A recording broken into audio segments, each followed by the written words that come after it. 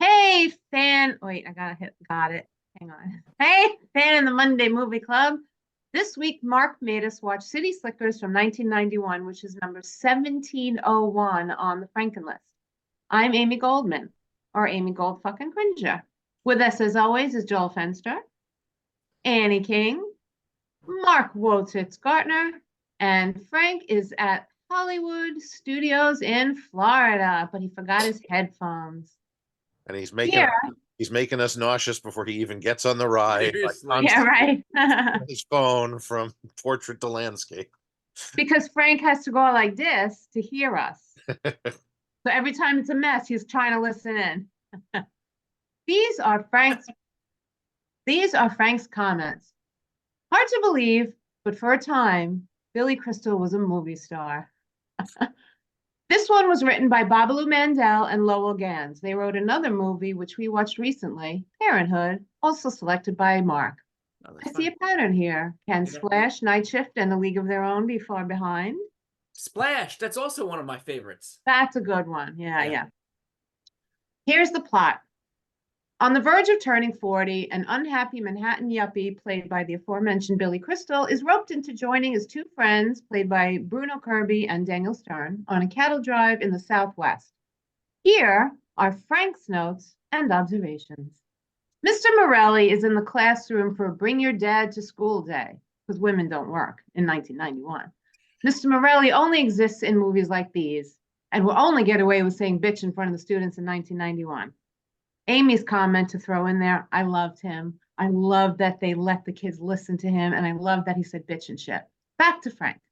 Ooh, look, it's Lisa Simpson. Rick Moranis was supposed to be Daniel Stern's part, but left to take care of his wife, who died later that year. Sad. And who told Patricia Wettig to do that stupid side ponytail? That look belongs to Suzanne Summers. 27 minutes in, and we finally get to be City Slickers. I did think the same thing. Ira and Barry make ice cream. I guess they're supposed to be Ben and Jerry. Yes. They were. And of course, a girl shows up. But no, not just any girl, but Supergirl. And the boys all go, humana, humana, humana. Seeing Daniel Stern in cowboy gear, Billy says, I think you look like one of the Village People. I'll try not to say that was homophobic. Wait, oh no, here comes another one. I even sashayed once, but that was at the draft board. It's okay to make fun of gays in 1991. Nice entrance for Jack Palance. And classic line, I crap bigger than you. Palance won the Oscar and famously did the one on push-ups when he went up to accept this award, which I'm sure we all remember. Yep. And Amy speaking now, I read in the trivia that I totally forgot was he said, I crap Billy bigger than Billy Crystal or something. People who hadn't seen the movie were really upset that he said that and thought he was being totally offensive to Billy Crystal. It's like, oh, people. Back to Frank. The rest of the movie happened. Then the whole bit with Billy explaining taping TV stuff. Sorry. The whole bit with Billy explaining taping stuff off TV dated. Frank had to draw me a diagram when I first started recording stuff, and he absolutely did. But the diagram was how to connect the VCR to the TV. What the hell did I know? And back to Frank file into how cute. Jake Gyllenhaal at 11. I had no idea that was Jake. Did any of you know that? Well, I'm sure, Mark, you did. I did not recognize him at all until the credits. I was like, say that? I didn't remember until the scene at the school when he was at school. That was I stopped the movie. I was like, "That's Jake Gyllenhaal. That's Jake Gyllenhaal." And I looked it up. And sure enough, yeah. Duncan walked in while I was watching the movie, right at the first scene with Jake Gyllenhaal. He's like, "Is that Jake Gyllenhaal?" Wow, looks just like him. I mean, Yeah. what the hell's wrong with me? Totally didn't see it. Anyway, back to Frank. This is a 2.5-star movie out of a possible 4. It just didn't have the same appeal it did in 1991. Annie. Yeah, so I saw it way back when in the movie theater when it came out, and I thought it was great. It was sweet and fun, and Billy Crystal was big back then, you know. He was, Oh my God, he was huge, yeah. Yeah, he was a big star. And then I feel the same as Frank. Watching it now, it didn't have the same appeal. It was a lot more unbelievable, like like Mark would say. Like in 2 weeks, they're like full cattle herders and like go into a stream, and you know, like, okay, that's a little far-fetched, I think, you know, Sure. that they could do the whole run themselves and stuff. There are a lot of funny lines and stuff. That whole scene with the two hands like harassing the girl and stuff was like cringeworthy. Oh my God. Like, wow. oh, like, yeah, what a-holes. But yeah, so you know, I thought like Frank, but I would go with 3 because it's watchable and it's good, you know, and funny. But seeing it now, definitely I had more like, really, that's, you know, that could never happen kind of Yeah. feel. Yeah. Yeah. Frank is agreeing with us. All right, Joel, how about you? Um, you know, I'm gonna agree with there are certain things in the film that definitely have dated and not, you know, uh, look bad at this point. They look bad at this point. You know, Yeah. but all that being said, the believability didn't bother me much, especially after I wound up watching. There's a few featurettes on the Blu-ray. It's part of my collection because it's a funny movie, but I hadn't seen it in about a decade. And so I watched those, and apparently they did a lot of research with people who actually ran uh, things like that, and it's possible for that to happen. You know, so according to the professionals. The interesting thing was one of the featurettes that's on the disc was had interviews with people who became city slickers. They keep doing this, you know, going to the cattle ranch, and every year is a vacation. And it was interesting that most of the people they interviewed were women. Of course, this was in 2008 when the featurette was made, so Wow. Yeah. things had changed a little bit. But I thought that was very interesting. Um, Was it like true cattle herding that people were doing? Like my sister and her family used to go to the Dude Ranch every single year. And yeah, this one had a Dude Ranch and ride horses. yeah, it was they talked to a combination of people who ran dude ranches or ran cattle ranches that, you know, would drive cattle from place to place, things like that. So Wow. um, you know, I found that kind of interesting after the fact. It was it's still you know, I still think it's a fun film. I'll probably watch it again maybe another decade or so.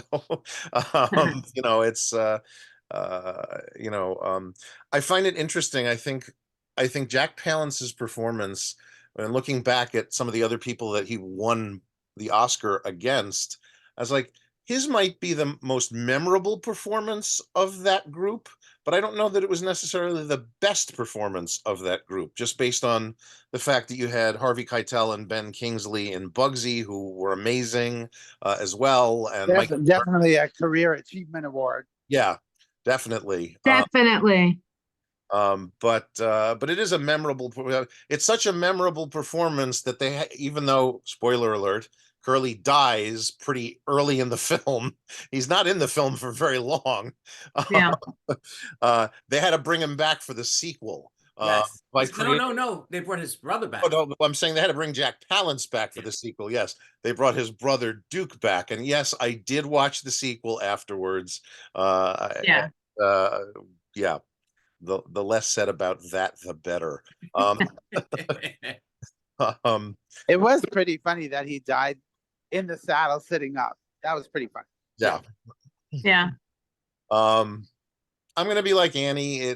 There are some problems with it, but I think generally speaking, it's still a 3-star movie. You know, it's fun, it's funny, it's worth watching. The cringeworthy and dated elements, you know, are not the worst thing I've ever seen in a movie that has become Sure. cringeworthy and dated. So, Sure. so that's that. And if you need to know, the sequel gets about 1.5 stars. Holy shit, I think I better watch it then. There is one funny scene in the sequel, but other than that, I do agree that it's pretty hard. And what's his name is not that funny. Bruno Kirby. No, Dana SNL. Stern. Who's the SNL guy? John Lovitz. John Lovitz, yeah. John Lovitz is the only reason I'm giving it an extra 0.5 stars. I don't know about that. Mark, what's the funny scene? They fall asleep and his hand is directly on Billy Crystal's crotch at some point. It was just a sight gag, but it was funny. Hilarious. Yes, Hilarious. it's absolutely hilarious. More homophobia. Yeah, Oh, yeah. okay, I am going to go now so we can save Mark for last. I wrote, the opening titles were absolutely adorable. I sat there reading every one of them. If you remember, they have a little cartoon character.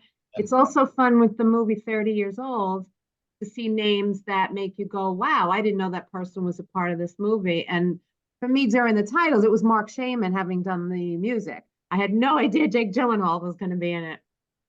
And also, what's her name playing, Supergirl? I was like, oh, that's her. The father who looks familiar. Who was the father? Oh, the guy who played the father at the This Is What My Father Does job. Who was that? Why did he look so familiar? Oh, that's Robert Costanza. He does a lot of voiceover work. But you would have seen him in. Thanks. It'll come to me. Come Okay. back. Okay. Having Lisa Simpson, who wishes she was 20. Yeah. Oh my God. Bust up the party, and then Daniel Stern and his wife fighting like lunatics at the party was a huge script disappointment for me. I mean, that was just absolutely ridiculous that a cashier is going to come break up a party and start screaming that she's pregnant. Ridiculous. I just adored the line, go and find your smile. Yes, I have a note on that too. I have a note. Yep. Then I also wrote, too bad you have to come home to reality after you do every time. Oh, hi, honey. Hi, what do you use for protection? Paper or plastic? Was a great line. Yeah. Anyone? No? Yes, agreed. Great line. Of course, we had to have the stereotypical moron character moment when Billy Crystal runs the coffee grinder and the cattle start running, and he stands there with the machine just making the noise, saying, "Well, something's scaring the cattle." Yeah. You know how I Yeah. hate that shit. Does Lion King come after this movie? That Stampede reminded me of. 1994. Yeah, so the Stampede from Lion King took it off of here because that's exactly what it looked like. That's funny. Totally. I'm not sure what was being said during any scenes where Billy Crystal was snuggling the baby calf, because that's all I wanted to do. That just took me out of the movie. I was like, oh my God, I want to snuggle the baby calf. When they were talking about the best day of your life, you knew Billy Crystal was going to talk about going to a baseball game. And of course, it was a true story, I later read, because that was totally Billy Crystal. Cool. But what was really beautiful and something I had never thought of was imagining a real baseball fan who had never had color TV and never seen a stadium in color. I'll bet that was a huge thing for people, and that was also beautiful. And finally, I lost it a bit at the end when they brought them all back to the ranch, and Billy Crystal went over to look at the cattle, and Norman walked up to him to snuggle with him, and he had huge eyelashes. Oh my God, it was so cute. But that also reminds me of the torrential, hurricane storm that, of course, they all had to go through. And the second he saved, the sun came out. Like, oh God, really? But anyway, my stupid notes. My notes are always so. Just so you know that most of that rainstorm, you can tell that it was shot in sunlight with rain machines, because Right. the background of a lot of the shots where it's raining, you can see sunlight. I didn't know that. Yeah, That's funny. kind of annoying, but Yeah, that's a big thing, and also night for day. yeah, Day for night. right. Whatever. Anyway, I did enjoy the movie. I loved it when it first came out. Of course, I think so many of us did. But I definitely, as soon as I saw it was Lowell Gans and Bob Mandel, I was like, oh, we're in for some good lines and then some really stupid lines. And I'm gonna, as seeing it as a much more sophisticated and mature adult, I'm knocking her down to 2.5 stars. Amy, just so you know, Norman the cow is in the sequel as well. Oh, I know. I have to watch it. You have to watch it. It was so fuzzy and snuggly. Don't watch it. I watched it for you all, so you don't have to watch it. It is a cash cow, literally. It was like, we made a shit ton of money, let's do a sequel. And Right. and I think the funniest part is reading some interviews with Billy Crystal and Gans and Mandel, they blame everything on the director. Now, granted, the guy only made one other film before City Slickers 2, and that film happened to be Leonard Part 6. But he was given a script that sucked. So what did you expect? You know, Bruno Kirby's not in the film because he wanted more money and they weren't going to give it to him. So he's like, screw you. And he was so good in the first one. And they don't even mention what happened to him. Wow. You know, the first movie sets up a potential romance between Daniel Stern and Helen Slater. We get 2 lines about what happened there, and that's like 40 minutes into the movie. We get John Lovitz replacing Bruno Kirby as Billy Crystal's brother. Yeah. And Jack Palance shows up as Curly's, twin brother, Duke. And they're off on a wild goose chase because, Mitch, now actually turning 40 instead of 39, discovers a map to a treasure in Curly's hat. Oh, God. All right. It's been easily 2 to 3 decades since I've seen it, and I still remember it sucked, even the first time I saw it. Yeah. I had to watch it again just to make sure it sucked. Yeah, sure. One last thing I want to say is I do not agree with, and I agree with all you saying it was a Lifetime thing. I thought Jack Palance was nothing in the movie. Anybody could have done that part. I found him annoying, and he had the star entrance, which I hated. I hated him. But not anybody could have done that part, because while they did want Jack Palance from the get-go, he had some scheduling issues, and they went to Charles Bronson, who he passed on the film because he didn't like the fact that he died. So right. Luckily Palance came back, his schedule freed up and he was able to do it. But yeah, see, that's the thing. Jack Palance, at least he had a wink and a smile. I don't think Charles Bronson would have been funny in the least. No. Yeah. I don't think Charles Bronson knows how to be funny. Yeah, right. Agreed. All right, Mark. All right. So for me, I picked this because it was it's fun, silly movie. And I remember seeing it maybe 2 years ago for the first time in a while and really enjoyed it. So I said, let's add it to the movie club. It is not a go-to movie for me, but it is in my collection. I remember watching this as a teen. I was 16 when it came out, so I probably saw it at 17 or 18 or something. And we rewatched it regularly because, again, at that time it was a big movie, it was hilarious and so forth. And I remember thinking they were so old, I probably because they focused on it so much about how old they were. They kept talking about it. And I'm looking at it now as a 49-year-old, and I'm like, what are you talking about, you fucker? Anyway, and I also remember wondering if I'd go through all that shit when I got that old, but I didn't. I haven't ran any cattle yet, but I did. I actually love the uplifting part of the theme song when they're driving the cattle and so forth, but I hated the slapsticky part of the theme song. Dun, dun, dun, dun, dun.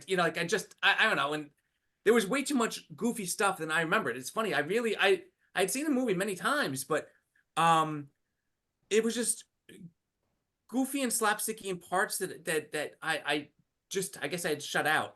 Having said now that, you're mature and sophisticated. Yeah. it is. I guess so. Anyway, what was I gonna say? The good parts were still good though. I did enjoy a lot of the jokes. And yes, I wrote Jake Gyllenhaal was the real star of the movie. But no, Jack Palance, I disagree with you, Amy, on that one only. I agree with a lot of your lines, but Say hello. I thought he really was perfect. Hi.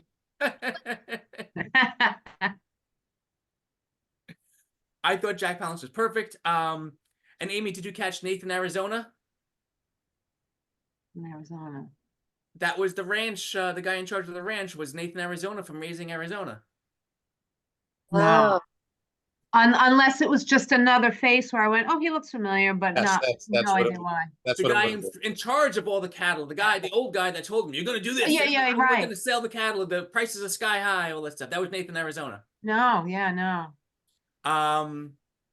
I also really liked the Find Your Smile line. And the Young at Heart scene when they were all just having fun with the music in the background. I thought that was, as an adult, I probably missed that as a kid, but as an adult, I thought it was beautiful because that was kind of real. And I could see myself doing that or other people doing that for real. Just enjoying themselves. and especially at the very old age of 39. Yeah, seriously. But the father and son, and you know, the Ben and Jerry and all that stuff. Everyone was just being goofy and roping and but in a fun way, and not Yeah. stupid and silly. So Norman the calf laying on Billy's chest. Oh when my he's God. born- and I hate the scene that follows it, of course, with the mother, you know, having to shoot the mother. But that part, it actually reminded me of Luna, because Luna will lay just like that, and she did, especially as a puppy. So that was very new for me. And I think my teenage years, you know, influenced me here with selection, because I watched it so much as a kid. But I still love this, even though I recognize that it is not a perfect movie. I'm going 3.25 stars. All right. Let me just note that down. And if anybody else have anything else to add? I thought of something, but it's gone away. Oh, Frank, how long is the wait? We got online at 9:15. I don't know where we are now. It's Oh 10:20. my God. Wow. Yeah, they told us 70 minutes when we got here. Oh, it's been 70 minutes. Been 70 minutes. Go. You look like you're close. No idea. I feel like it gets more stuff around you the closer you get. Mm. I don't know if anybody knows who Kyle Secor is. He was on Homicide: Life on the Street.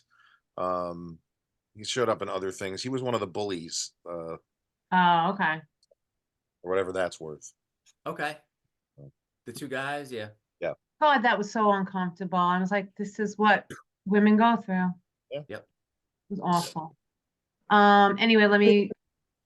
And I knew he was going to lose his watch while Listen, what was that? I don't remember that. What are you talking about? When he gave birth, he reached Oh, in and said, "I lost my watch." yeah. Yeah. Anyway, And if go ahead. And again, I mean, like, he's never like been near a cow. He's gonna reach in and pull out a baby cat. Oh, but I enjoyed that. He had to do it in the spur of the moment. There are things you have to do at the spur of the moment that you've never done before. And I would have totally done that. I I really would have been enjoyed like, I that. don't I know what thought I'm that doing, was but real. I'll go in and help give birth to a cow. Yeah. How cool. Yeah. And then No, once it's done, you would go back in to get your watch. No, yeah. I mean, yeah, it could hurt the poor cow. Get the watch. Yeah. It certainly was more realistic than, I mean, I'm sure we've all ridden horses, and it is scary up there, and they move a little bit, and you're like, oh my God, I'm gonna fall. Here they are just running along the trail. Okay, I got a quick story that I just thought of right now. That's funny because of this. On Thursday, I went to Costco to change my tire. They have a tire center, and I went there to drop my car to rotate and balance my tires, and I had to wait an hour and 15 minutes. And I just figured I'm gonna go for a walk. So I literally walked. I walked for an hour and 20 minutes just around the neighborhood. And apparently it just is right here in Norwalk, right off of Connecticut Avenue. There's a farm like 2 minutes off of Route 1. It's bizarre. And there were two horses standing there as I'm walking by. And there was one larger one and one smaller one, which I assume was either a mama and a baby or a male and his female. And that horse was staring at me the entire time I was walking by. He was ready to kick my ass. And I actually, for the first time in my life, I was thoroughly afraid of a horse, because I was like, if he jumps that fence, which is not that tall, that's a 1,000-pound horse that will trample the fuck out of me. I'm done. And I literally was like, I'm not looking. No, you don't need to stare at me. I'm not a threat. Totally scared of that horse. He was ready to. He was on steroids. He was ready. He was like roid raging. Mark, you give off anti-horse vibes. I'm just saying. I guess so.